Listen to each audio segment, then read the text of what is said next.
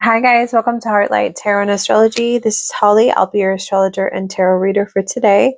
I work with the energies of the tarot along with what's going on astrologically to give you guys a predictive forecast. So if that's something that you guys are interested in, consider subscribing to my channel. Hit the notification bell if you haven't, or just like my videos to let me know that you support my work.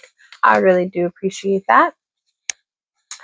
So this is going to be a full moon reading for the sign of Virgo, Sun, Moon, or Rising. This full moon in Scorpio is taking place in your third house of siblings, neighbors, short journeys, communication, talking, writing, vehicles as well. So you might be finding yourself coming into a completion of the purchase of a new vehicle, or a vehicle that you've already owned for a while. Maybe you're, finishing payment on those. You might be taking a lot of short journeys, places to get where you need to go. You might be reconnecting with siblings and really connecting with your neighbors, or talking and writing. Maybe there's something that you've been writing or talking about and it's finally coming to a completion. Full moons are culminations. They are, I wouldn't say endings, right? They're the result of some seed that we planted 6 months prior. So think back, back in November, around November. What were you thinking about? What were you writing about? What were you talking about? How was the relationship with your siblings and neighbors, and to your car, to your vehicle? Those things could be coming to a culmination or really showing up. So how does that resonate for you guys? We also have a really big conjunction that's going to be one that hasn't taken place since 1941. Okay, it's happening in your ninth house, ruled by Taurus, of higher education, beliefs, philosophy, legal matters, counselors, religion, spirituality. Right? It's foreign lands, foreign countries. So we're going to have the sun in there, guys, and because the sun is moving into Taurus, we're moving into Taurus season soon after all this fiery, action-oriented energy, right?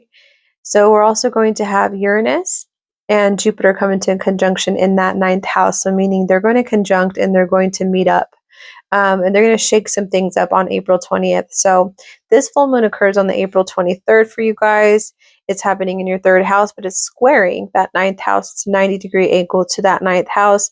And, you have a lot of energy there. You have the sun there. You have Uranus there. You have Jupiter there, expanding things you've had there for the last year.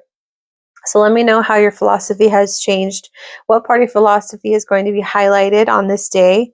You might find yourself having some shakeups in regards to long distance travel. Maybe you're going to be, teaching too. Maybe you might be finding yourself learning something new, something that you never thought that you would, something completely different.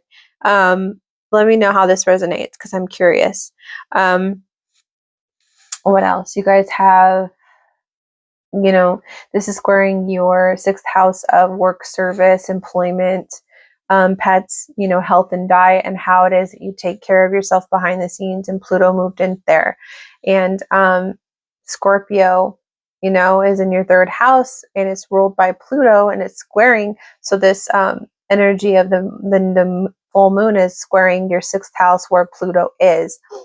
And since Pluto is a dispositor of Scorpio, this is making you feel like maybe really writing and communication about, health blogs online, right? You might be feeling like you need to teach people about health matters.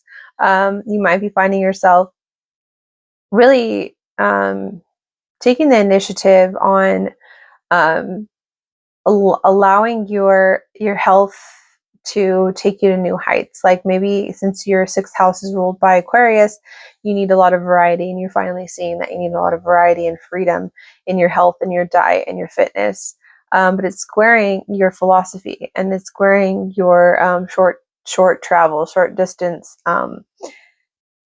journey. So you might be finding yourself on the go all the time, having to do things, and instead of taking care of your health the way that you want to, maybe that's what's going on.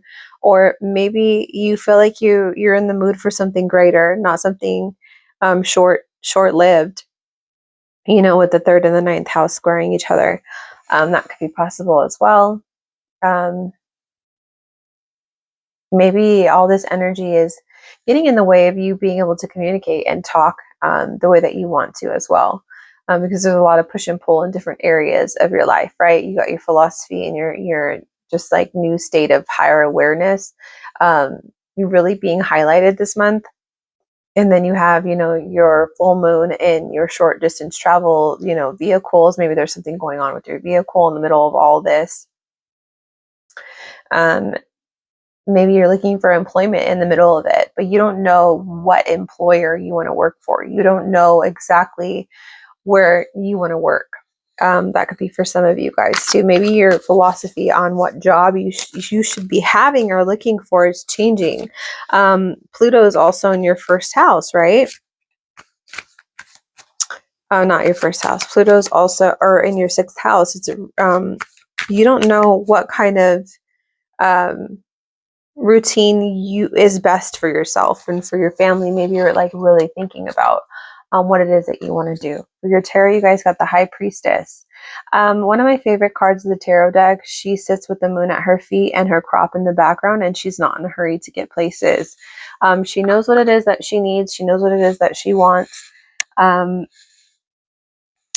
she's not going to just jump at every opportunity. She's going to sit well with her wisdom, and she's going to only soak in knowledge that is going to bring her higher perspectives, right? It reminds me about what's going on, in your ninth house conjuncting this full moon.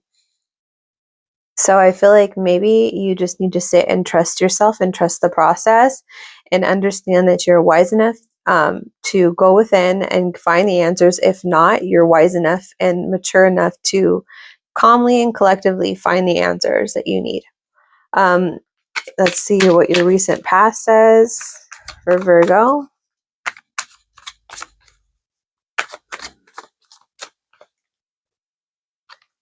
You guys got Knight of Swords. You could have got some quick energy, some quick action in regards to some kind of communication. Maybe somebody told you some fast news that you weren't expecting. Maybe something came in and kind of blindsided you, making you feel like you need to make a decision or communicate something with someone, or to make a choice, or to get on your feet and do something. But the thing about the Knight is he doesn't have all the information that he needs, and he doesn't have enough experience to do so. So you might have been feeling like you need to hurry up. But it's weird because in this current energy you're being asked to slow down. Mars and Saturn, right? I see that a lot. So that Mars and Saturn in your ninth house. I forgot to tell you guys that this energy of what else did I want to tell you guys? Oh yeah, we have the solar eclipse in Aries, right? Where it's about taking initiative. It's about moving forward and taking the risk that you need to take. It's kind of this nervous excitement or this nervous need to get something done. It's like this curiosity kind of. So you had that happen right now. You're having it happen in your eighth house. We just had the solar eclipse. The energy from it's not going to leave yet. Not going to play out for another 6 months. But you might have been feeling like you need to hurry up, right? With this Knight of Swords here, you might have felt like you need to be in touch with some kind of debt, some kind of taxes, some kind of role that you have in other people's money, right? So maybe that's what happened there. And the fact that, the lunar eclipse before that was the second part to this two-part eclipse, but that's the very first part, right? Was the lunar eclipse about letting things go in Libra. And Libra rules your second house's values and money and earned income and possessions. Since you guys have money aspects happening, I'm going to go ahead and pull money and job oracle cards for you guys. So stay tuned for that.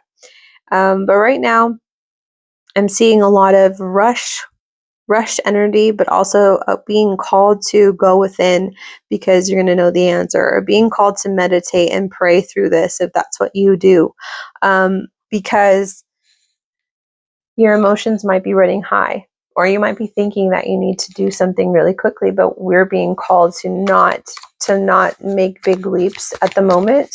I'm going to get you guys future card for you. Two of Wands. You're going to have two choices. Okay. Two choices in career, two choices in a job. You know, maybe it's not your career yet. You're learning something new, but you're, you know, being offered a job, two jobs, and you're going to take it. Or, you know, two decisions in love.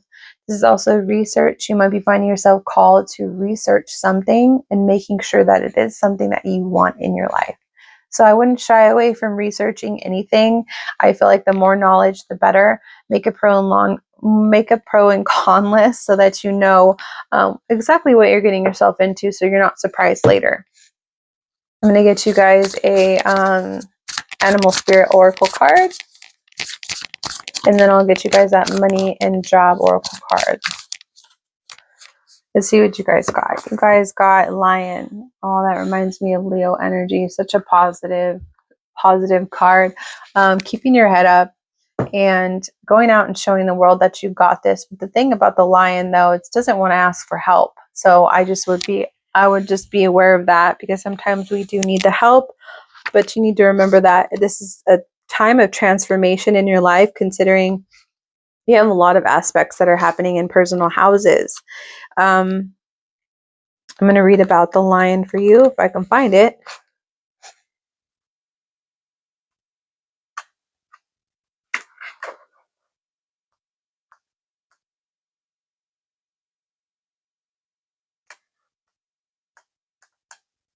Well, another thing I wanted to say about the Lion, while I'm trying to sit here and so hard, this is so hard to find it.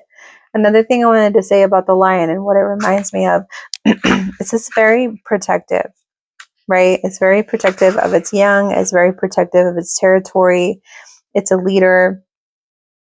It feels like it's capable of anything, really, right?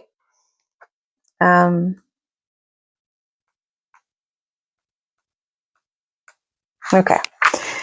Patient, regal, a complete master. The Lion is a master of the fire element and the living mascot of self-transformation. You are in a time of transformation, Virgo. So just keep that in mind.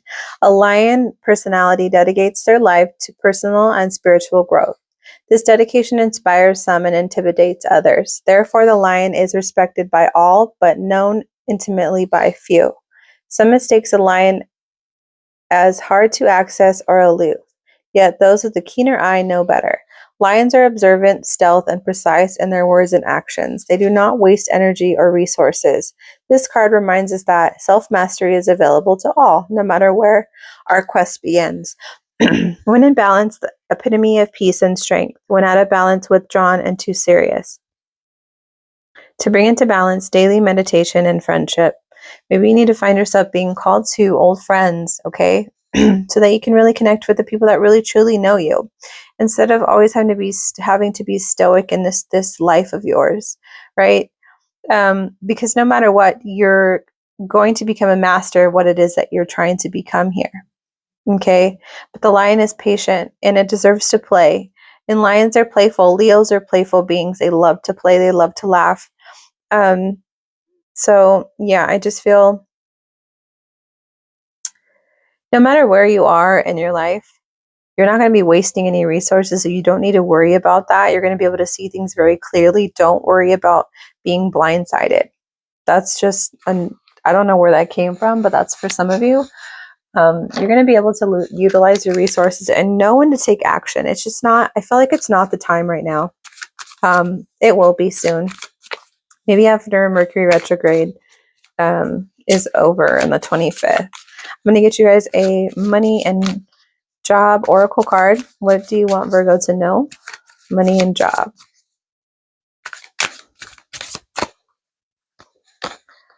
Resign or retire.